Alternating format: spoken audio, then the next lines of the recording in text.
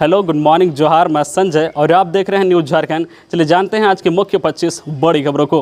पहली बड़ी खबर की बात करें तो झारखंड में भारी बारिश से जनजीवन अस्त व्यस्त। मौसम विभाग ने जारी किया रेड अलर्ट। झारखंड में पिछले 2 से 3 दिनों से हो रही भारी बारिश के कारण राज्य में जनजीवन अस्त व्यस्त हो गया है। मौसम विभाग की माने तो अभी और 2 दिन तक बारिश से राहत मिलने की उम्मीद नहीं है। हालात को देखते हुए मौसम विभाग ने रेड अलर्ट जारी किया है। झारखंड में लगातार 48 घंटे से भी अधिक समय से हो रही मूसलाधार बारिश के कारण शहरों और गाँव में हालत खराब हो गए हैं। नदियां उफान पर हैं, सड़कें पानी में डूब गई है, घरों में पानी घुस गया है।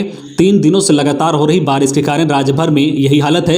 हर जगह लोगों की परेशानी बढ़ गई है और अभी इस हालत से अगले 2 से 3 दिनों तक राहत मिलने के आसार भी नहीं है। मौसम विभाग ने हालत को देखते हुए रेड अलर्ट जारी किया है। मौसम विभाग के मुताबिक रांची, खुट्टी, गुमला, रामगढ़, हजारीबाग, बोकारो, धनबाद, देवघर, गिरिडीह, दुमका, पाकुड़, गोड्डा, साहिबगंज और जामताड़ा में कहीं कहीं अति भारी बारिश की चेतावनी जारी की है। वही साइक्लोनिक सर्कुलेशन पश्चिम बंगाल से झारखंड और बिहार की ओर बढ़ रहा है। इस कारण जो है 2 से 3 दिन तक कई इलाकों में भारी बारिश होगी। अगली बड़ी खबर की बात करें तो मैट्रिक और इंटरमीडिएट की होगी पूरक परीक्षा। फेल और परिणाम से असंतुष्ट छात्र दे सकते हैं दोबारा परीक्षा। राज्य के मैट्रिक और इंटरमीडिएट में असफल रहे छात्र छात्राओं के लिए पूरक सप्लीमेंट्री परीक्षा का आयोजन किया जाएगा। मैट्रिक और इंटरमीडिएट का रिजल्ट जारी करने के बाद ही झारखंड एकेडमिक काउंसिल ने इसकी तैयारी शुरू कर दी है। जो छात्र छात्राएं मैट्रिक और इंटरमीडिएट में पास नहीं कर सके हैं वे पूरक परीक्षा दे सकेंगे। छात्र छात्रा 1 या 2 विषय में नहीं, अगर 5 विषय में असफल हैं तो भी परीक्षा दे सकेंगे। वही जो छात्र छात्रा अपने रिजल्ट से संतुष्ट नहीं हैं, वे बेहतर परिणाम की इच्छा रखते हैं तो वे भी परीक्षा में शामिल हो सकेंगे। इसके लिए उन्हें शपथ पत्र के साथ अंक पत्र जैक को सौंपना होगा। अगली बड़ी खबर की बात करें तो धनबाद के जज की मौत की होगी सीबीआई जांच। पुलिस मुख्यालय के प्रस्ताव पर झारखंड सरकार की मंजूरी। झारखंड सरकार ने धनबाद के डीजे उत्तम आनंद की मौत की जांच सीबीआई से कराने का फैसला लिया है। मुख्यमंत्री हेमंत सोरेन ने इस संबंध में सीबीआई जांच की अनुशंसा कर दी है। मिली जानकारी के मुताबिक शनिवार को राज्य पुलिस मुख्यालय ने राज्य सरकार को पूरे मामले की जांच सीबीआई से कराने का प्रस्ताव दिया था। इस पर शनिवार की देर शाम सहमति बन गई है। 28 जुलाई की सुबह धनबाद में मॉर्निंग वॉक के दौरान एक ऑटो द्वारा टक्कर मारने के कारण जज उत्तम आनंद की मौत हो गई थी। झारखंड पुलिस ने मामले में त्वरित कार्रवाई करते हुए घटना में प्रयुक्त ऑटो और उसके चालक को धर दबोचा था। मुख्यमंत्री की पहल पर मामले में त्वरित जो है अनुसंधान और दोषियों को दबोचने के लिए एसआईटी गठन भी किया गया था। अगली बड़ी खबर की बात करें तो रांची पानी पानी, सड़कों पर गाड़ियां डूबी, घर बने तालाब, लोग कह रहे हैं अब बस करो भगवान। रांची में पिछले 2 दिनों से हो रही लगातार बारिश के कारण पूरा शहर पानी पानी हो गया है। सड़कें गलियां जलमग्न हो गई है, घर मोहल्ले में पानी भर गया है, गाड़ियां पानी में डूब गई है। रांची अरगोड़ा चौक में पानी भर गया है। रांची के वीआईपी रोड का हाल भी बेहाल है। अरगोड़ा चौक से भाजपा ऑफिस तक रोड बंद कर दिया गया है। दीपा टोली अरगोड़ा रोड के क्लब टावर में गाड़ियां डूबी हुई हैं। गाड़ियां लोग की सहायता से निकाली जा रही है। रांची के अरगोड़ा कटहल मोड़ रोड के जो वीर एकलव्य टावर का पार्किंग रोड से बहुत नीचे होने के कारण यहां करीब 20 गाड़ियां जो 30 से 35 मोटरसाइकिल और स्कूटर सभी जो है पानी में डूबे हुए हैं। रांची नगर निगम की ओर से रोड को काटकर पानी निकालने की कोशिश की जा रही है। अगली बड़ी खबर की बात करें तो छठी जेपीएससी विवाद। हाईकोर्ट के एकलव्य पीठ के आदेश के खिलाफ जेपीएससी ने दायर की याचिका। कहा मेरी लिस्ट में नहीं है कोई त्रुटि। छठी जेपीएससी मामले में झारखंड हाईकोर्ट के एकलव्य पीठ के आदेश के खिलाफ एक बार फिर से झारखंड लोक सेवा आयोग जेपीएससी ने याचिका दाखिल की है। जेपीएससी की ओर से दाखिल याचिका में कहा गया है कि उनकी ओर से जारी मेरिट लिस्ट में कोई त्रुटि नहीं है। आयोग की ओर से एकलव्य पीठ के आदेश पर रोक लगाने की मांग की गई है। एकलव्य पीठ ने छठी जेपीएससी की ओर से जारी मेरिट लिस्ट को निरस्त करते हुए संशोधित मेरिट लिस्ट जारी करने का निर्देश दिया है। खबरों में आगे बढ़ने से पहले आपसे रिक्वेस्ट है कि अगर आप चैनल को सब्सक्राइब नहीं किए हैं तो प्लीज चैनल को सब्सक्राइब करके बेल आइकन प्रेस कर दे, जिससे आपको झारखंड की हर छोटी बड़ी खबर का अपडेट आप तक पहुंचता रहे। चलिए बढ़ते हैं खबरों की ओर। अगली बड़ी खबर की बात करें तो झारखंड के सरकारी स्कूलों में होगी डिजिटल व्यवस्था। राज्य के सरकारी स्कूलों में निर्बाधा बिजली के साथ स्मार्ट बोर्ड और लैंग्वेज जो है लेबोरेटरी की होगी स्थापना। 80 स्कूलों से होगी शुरुआत। कोरोना के बाद झारखंड सरकार अब सरकारी स्कूलों में भी निजी स्कूलों की तर्ज पर व्यवस्था विकसित करेगी। स्कूलों में निर्बाधा बिजली आपूर्ति, स्वच्छ वातावरण और स्मार्ट बोर्ड लगाए जाएंगे। हर स्कूल में अलग अलग लैब, लैंग्वेज जो है लेबोरेटरी, लाइब्रेरी और STEM लैब की स्थापना की जाएगी। पहले चरण में राज्य के सभी जिलों जिलों में प्रस्तावित 80 स्कूलों को स्कूल ऑफ एक्सीलेंस उत्कृष्ट स्कूल में तब्दील किया जाएगा। इसके लिए शिक्षा विभाग ने टेंडर जारी कर दिया है।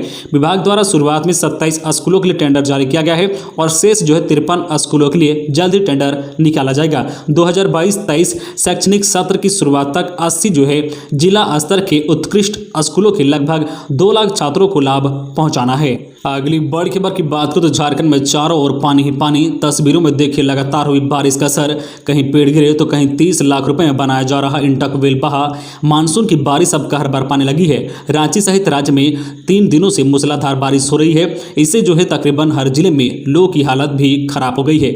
बोकारो जिले के गोमिया प्रखंड अंतर्गत चतरोचट्टी पंचायत स्थित जो है कोनार नदी के किनारे लगभग 30 लाख रुपए की लागत से बनाया गया इंटकवेल नदी के धार में बह गया है। ग्रामीण जो पेयजल आपूर्ति योजना के तहत उक्त योजना धरातल पर लाई जा रही थी, लेकिन लोगों को पानी मिलने से पहले ही यह योजना रसातल पर मिल गई है। इंटकवेल के बहने के साथ ही भ्रष्टाचार का पोल भी खुल गया है। स्थानीय लोगों ने बताया कि इस योजना से चतरोचट्टी, बड़की, सिंधबारा, चिदरी और हुरलुंग पंचायत को जलापूर्ति होना था, जो अब अधर पर लटक गया है। स्थानीय लोगों ने मामले की उच्च स्तरीय जांच कर दोषी ठेकेदार व अधिकारियों पर कार्रवाई करने की मांग की है। इधर झारखंड के तकरीबन हर क्षेत्र में बारिश की वजह से लोगों को काफी जो है समस्या का सामना करना पड़ रहा है। चकलधरपुर के सोनवा प्रखंड का जो है पंसुआ डैम में भी उफान पर आ गया है। गोमो स्थित जो है गोमी यमुनिया नदी का जलस्तर भी काफी बढ़ गया है। रामगढ़ के दुलमे स्थित भैरवी जलाशय दुलमे में लगातार 2 दिन से हुई बारिश से जलाशय लबालब भर गया है। वही जो है हजारीबाग सदर थाना क्षेत्र में पीपल का पेड़ भी गिर गया है। लोहरदगा के सिन्हा प्रखंड अंतर्गत सरंगहातू और सिठिया गांव के बीच स्थित कोयल नदी का पानी पुल से ऊपर बह रहा है। इधर गिरिडीह स्थित डुमरी में जल निकासी का मार्ग बंद कर देने से घरों और दुकानों में जो है पानी घुस गया है। वहीं रामगढ़ के रजरप्पा स्थित भैरवी नदी उफान पर है। अगली बड़ी खबर की बात करें तो विमान सेवा 35 वर्ष बाद रांची से लखनऊ के लिए 1 अगस्त से फ्लाइट इंडिगो का विमान भरेगा उड़ान। करीब 35 साल बाद 1 अगस्त से रांची से लखनऊ के लिए विमान सेवा शुरू होगी।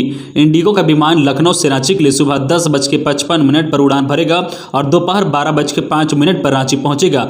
यहां से जो है 40 मिनट बाद 12:45 पर लखनऊ के लिए रवाना होगा। विमान सप्ताह में 4 दिन रविवार, सोमवार, गुरुवार और शुक्रवार को उड़ान भरेगा। किराया जो है 3,893 रुपये होगा। इससे पहले रांची से लखनऊ के लिए 1986 में विमान सेवा उपलब्ध थी। वही एयरलाइंस इंडिया भी 11 अगस्त से कोलकाता, रांची, भुवनेश्वर के बीच उड़ान शुरू करेगी। विमान जो है सोमवार, बुधवार, शुक्रवार और रविवार को संचालित होगा। अगली बड़ी खबर की बात करें तो खत्म होने वाला है विद्यार्थियों का इंतजार। सीबीएसई 10वीं के नतीजे जल्द होने जा रहे हैं घोषित। सीबीएसई विद्यार्थियों का इंतजार जल्द खत्म होने वाला है। 12वीं के परिणाम घोषित होने के बाद सीबीएसई की ओर से 10वीं के नतीजे घोषित करने की तैयारी शुरू कर दी गई है। सीबीएसई के रांची समन्वयक डॉक्टर राम सिंह ने बताया है कि 10वीं के बच्चों का इंतजार भी आने वाले 1 सप्ताह के अंदर खत्म हो सकता है। उम्मीद की जा रही है कि 7 अगस्त से पहले ही परिणाम जारी कर दिए जाएंगे। स्कूलों की ओर से बच्चों के परिणाम तैयार कर बोर्ड को भेज दिए गए हैं। अगली बड़ी खबर की बात करें तो 76 दिन बाद सीमा के आर पार चली अब झारखंड की बसें। 76 दिन बाद अंतर्राष्ट्रीय बसों का परिचालन शनिवार से शुरू हो गया है, जिसके बाद बिहार के भागलपुर, नवादा, गया, औरंगाबाद, सहरास, पूर्णिया सहित बंगाल आने जाने वाले यात्रियों को बड़ी राहत मिली है। सरकार के इस फैसले के बाद बस संचालकों में खुशी देखी जा रही है। कल सुबह बंगाल के लिए पहली बस 8:55 में खुली। हालांकि जानकारी के अभाव में यात्री बस पड़ाव तक नहीं पहुंच पाए, जिस कारण कई रूटों पर बस का जो है परिचालन नहीं हो पाया। दोपहर बाद औरंगाबाद और पूर्णिया के यात्री बस स्टेशन पहुंचे। इन यात्रियों को लेकर 3 बजे बस रवाना हुई। बस संचालक यात्रियों के आने की उम्मीद कर रहे थे। संचालकों का कहना है कि अभी यात्रियों को इसकी जानकारी नहीं मिली है। जानकारी मिलते ही यात्रियों की संख्या बढ़ जाएगी। अगली बड़ी खबर की बात करें तो नक्सलियों के खिलाफ चतरा पुलिस को मिली सफलता। हथियार के साथ लेवी वसूलने वाला राजेंद्र गंजू गिरफ्तार। झारखंड की चतरा पुलिस को कल नक्सलियों के खिलाफ सफलता मिली है। नक्सली संगठन टीएसपीसी के लिए लेवी वसूलने वाला राजेंद्र गंजू को पुलिस ने हथियार के साथ गिरफ्तार किया है। चतरा के पुलिस कप्तान ऋषभ झा को मिली गुप्त सूचना की पुष्टि के लिए अनुमंडल पुलिस पदाधिकारी के नेतृत्व में टीम का गठन किया गया था। इसके बाद लावालोंग के गांव जो है बहागाड़ा के जंगल में छापेमारी की गई थी। इस दौरान जो देसी कट्टा समेत अन्य सामान के साथ लावालोंग थाना क्षेत्र के जो केलू गंजू के 26 वर्षीय पुत्र जो है राजेंद्र गंजू को गिरफ्तार किया गया है।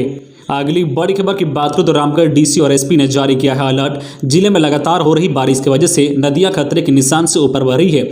नदियों का पानी गांव में घुस रहा है और इससे जो है भारी जानमाल की क्षति हो सकती है। डीसी माधव मिश्रा और एसपी प्रभात कुमार ने शनिवार को संयुक्त रूप से जिले में हाई अलर्ट जारी किया है। उन्होंने पतरातू, भुरकुंडा, भदानी नगर, बड़काकाना, रामगढ़, रजरप्पा, गोला थाना क्षेत्र को विशेष तौर पर हाई अलर्ट पर रखा है। डीसी माधव मिश्रा और एसपी प्रभात कुमार ने बताया है कि दामोदर और भैरवी नदी जो इन थानों क्षेत्रों से होकर गुजरती है। इन दोनों नदियों के किनारे सैकड़ों गांव बसे हैं। ग्रामीण नदियों का पानी इस्तेमाल करते हैं। इसके अलावा गांव में रहने वाले पशुओं को भी नदी के किनारे ही रखते हैं। लगातार हो रही बारिश की वजह से नदियां खतरनाक हो गई है। मवेशियों के साथ साथ तटीय क्षेत्र में रहने वाले बच्चों को भी इससे खतरा है। थोड़ी सी लापरवाही की वजह से जो हादसा बड़ा हो सकता है, इसलिए इन सभी थाना प्रभारी को नदी तट पर रहने वाले गांव में अनाउंस करने को कहा गया है। अगली बड़ी खबर की बात करें तो झारखंड में अब बड़े अपराधियों की खैर नहीं, खात्मे के लिए पुलिस ने बनाया स्पेशल सेल। झारखंड में अपराधियों का बढ़ा मनोबल पुलिस के लिए बड़ी चुनौती बन गया है। इसे देखते हुए पुलिस मुख्यालय ने जो है संगठित अपराध पर नकेल कसने को लेकर स्पेशल सेल गठित किया है। यह सेल अपराधियों पर नजर रखने के साथ साथ जिला पुलिस की मदद से उन पर कार्रवाई कर रहा है। अलग अलग जिलों से अब तक 19 बड़े अपराधियों को गिरफ्तार किया गया है। झारखंड में पुलिस जो है आपराधिक गिरोह पर बड़ी जो कार्रवाई की तैयारी में है। राजधानी रांची, धनबाद, रामगढ़, लातेहार, चतरा समेत दूसरे जिलों में आपराधिक जो वारदातों को अंजाम दे रहे गिरोह पर कार्रवाई का आदेश डीजीपी नीरज सिन्हा ने दिया है। इसके बाद जो है इस पर लगाम कसने के लिए पुलिस मुख्यालय की निगरानी में स्पेशल सेल का गठन किया गया है। स्पेशल सेल का नेतृत्व एसपी रैंक के अधिकारी कर रहे हैं।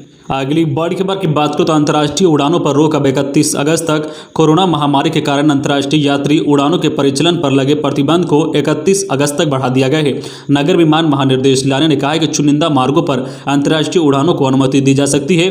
कोरोना के कारण देश में 23 मार्च 2020 से ही अंतर्राष्ट्रीय यात्री उड़ान सेवाएं निलंबित हैं। अगली बड़ी खबर की बात करें तो आज 1 अगस्त से होने वाले हैं ये बड़े बदलाव। बढ़ेगा आपका जेब खर्च, जाने विस्तार से।